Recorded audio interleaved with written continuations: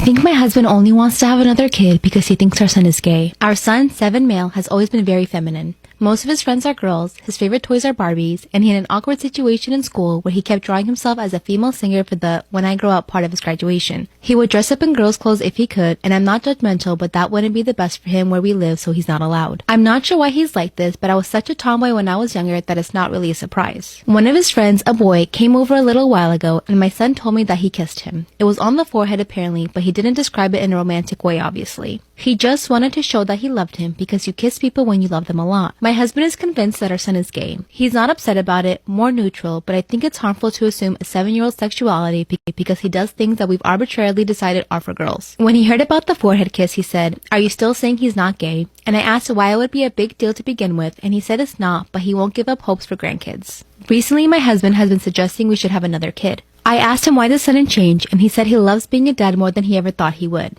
I believe him about that, but the timing in his comment about grandkids won't leave my mind. I originally wanted to adopt, and he said even if it's selfish, he wanted his only child to be biologically his. I'm putting all of this together, and to me, I'm worried he only wants another child to have biological grandkids. I feel like that is showing that he's going to love our son less than this hypothetical next child. Does it sound like that to you too, or am I reading too much into it? Me and my ex-fiance have been together for almost 6 years and engaged for about 4 of those 6 years. I was introduced to her by a close friend at a party and we just clicked. She was attractive, had a great personality, and had similar hobbies as me, which made it perfect. Back in April of this year, I started noticing little changes in her. She started wearing more revealing clothes to work, started putting on more makeup, and etc. To be honest, I had no problem with any of that stuff as it's her body. But what made things worse for me was when she started coming home late from work, or how instead of spending the weekend off with me, since we both had weekends off from work, she instead would always go out. I once had asked her why she never invited me to come out with her, to which she replied it's only girls' night out, and her other friends would not be happy if I tagged along as they were not bringing their own BF with them. It all came crashing down when me and her had a huge fight in June because she had decided instead of going out on a date with me, she told me how she had already made plans with her friends and that it was rude of her to cancel. That was it for me. I fucking blew up on her and we had a huge fight which resulted in her packing her bags and leaving. I didn't hear from her for almost a week, none of her friends knew where she was going, and heck, none of her folks even knew what was going on until she finally contacted me and wanted to talk. Imagine my surprise when she confessed to me that there was another guy involved and how all this time she was hanging out with him and lying to me about hanging with her friends. I fucking blew up. I wanted nothing to do with her and was going to break up with her until she got on her knees and begged me to give her a second chance, which my dumbass self did, but only after she revealed everything to me. It made me sick to my fucking stomach, but in the end, I forgave her and told her to delete all contact with the guy and that I expect her to have no contact with him going forward, which she promised, and things kind of went back to before. We were even spending more time together, but that feeling, that trust, wasn't there anymore. Everything was kind of okay until 2 weeks ago when a friend of mine who was visiting another city, which was 3 hours from where I live, sent me a picture and message saying, "Sorry bro." That broke my already broken heart into a billion little pieces. The picture was of my ex-fiance at a mall 3 hours away from where we lived holding hands with some stranger who I didn't know. I fucking broke down. I was heartbroken. I was so mad because I thought she was at work while in reality she was 3 hours away holding hands with her lover. When I got home from work, I waited for her and decided that I was going to confront her when she got home.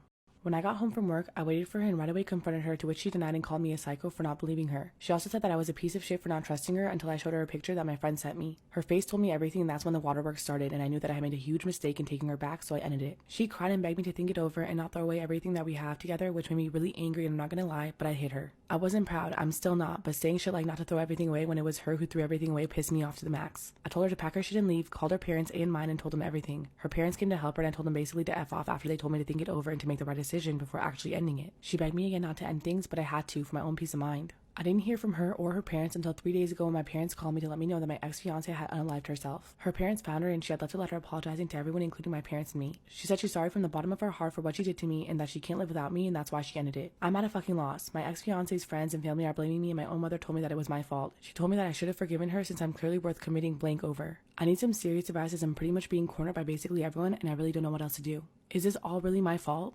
I'm 19 and my parents are in their 50s. For as long as I can remember, I've been allergic to things like dairy, wheat, flour, gluten, and legumes. Since I was a young child, my parents have completely kept all of them out of the house. While other kids ate breakfast cereals, I ate fish and assorted pickled vegetables for breakfast. While other kids had Lunchables, I had grilled chicken or fish with, again, assorted vegetables. While other kids ate birthday cake at a birthday party, I had an apple. I never questioned this until a couple months ago. I was at my aunt's house for my birthday party and she made brownies for everyone. For me, she took great steps to make them with almond flour and avoided all my allergies. I started eating them and thought little of it until my aunt suddenly looked at me and, in a panicked way, asked me which plate I took the brownies from. I pointed from the one where I got my brownies and she immediately stood up and told me we had to go get my EpiPen. She raced to ask my mom for it and I sat there scared out of my mind because I had never mistakenly eaten flour before. I noticed my mother calmed her down, and then she said that we don't have to worry because she had switched to place of brownies, and after all, I had eaten the ones made with almond flour. I found this incredibly odd because really, why would she swap the plates? That doesn't even make sense, but for the time being, I let the issue rest. However, it didn't sit well with me for about a week, and I finally went to get an allergy test. The doctor started with a skin prick test, and lo and behold, I didn't react to any of the above substances. Then he ordered a blood test, and when the results came in, they said that I had absolutely no intolerance to any of the foods that I'm supposed to be allergic to. I was furious and called my mother. She eventually admitted that she lied to me because she wanted me to be on a Paleolithic diet and avoid all temptations. She raised me with a lie, but she keeps insisting that I try to see her from her perspective. She spams my phone with messages about how healthy I am, that I never had acne, that I've been in great shape my whole life, that I have strong teeth and bones, and even that I got into a D1 college tennis team. She started calling me ungrateful for her intervention and insisting that I really should be glad that I never got carb addicted.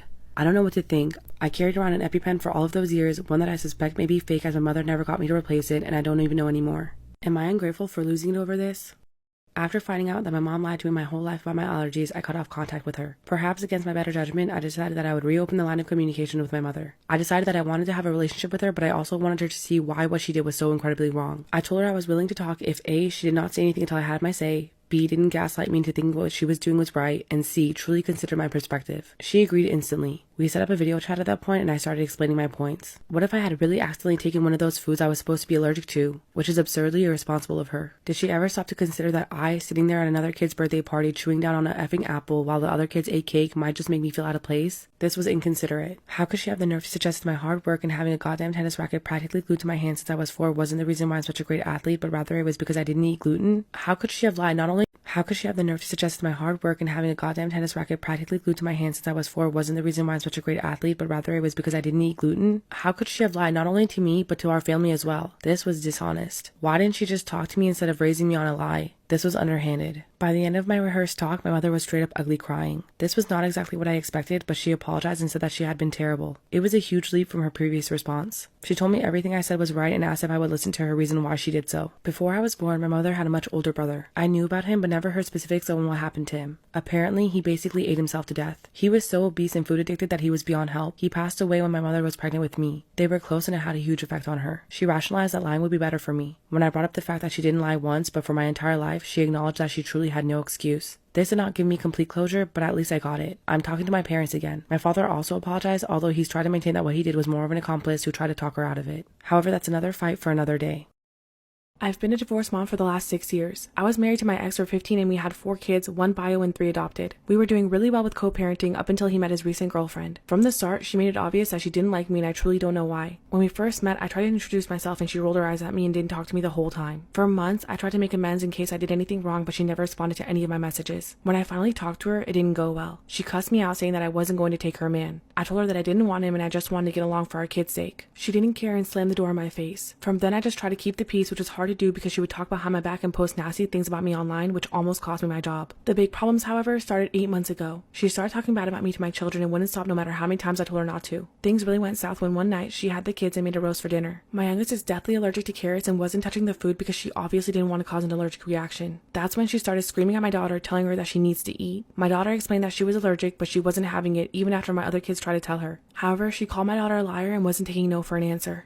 After my daughter explained to my ex's new girlfriend that she's deathly allergic to carrots and that's why she's not eating her food, the girlfriend goes nuts. She accuses my daughter of lying even though my 3 other children back up my daughter about being allergic. She tells my daughter that she's going to sit there until she eats everything on the plate. Obviously, she didn't eat it and had to sit at the table, awake until school the next morning. When my ex's girlfriend came to the kitchen, she saw the uneaten food and my daughter who had fallen asleep at the kitchen table. She wakes her up by violently grabbing her arm and starts whipping her with a belt. Later that day, I picked up my kids from school and saw that my daughter was covered in bruises on her legs and her arms and she was half awake. I was furious when my kids explained what had happened. I don't hit my children and my youngest 3 were adopted out of abusive households, so I was terrified how this affected them. Aside from that, she had no right to put her hands on my children. I went to their house and argued with them for 2 hours. My ex has always agreed with me on this subject, but suddenly his stance changed and he told me that I was being dramatic. I left and took them to court. I won and she's not allowed near my children at all. However, this has now started drama within our family and friends. They're now engaged, so technically she would now be their stepmom. People are telling me to drop the restraining order and make amends because they're family now, but I don't know. I want to keep my kids safe. Should I give her a second chance?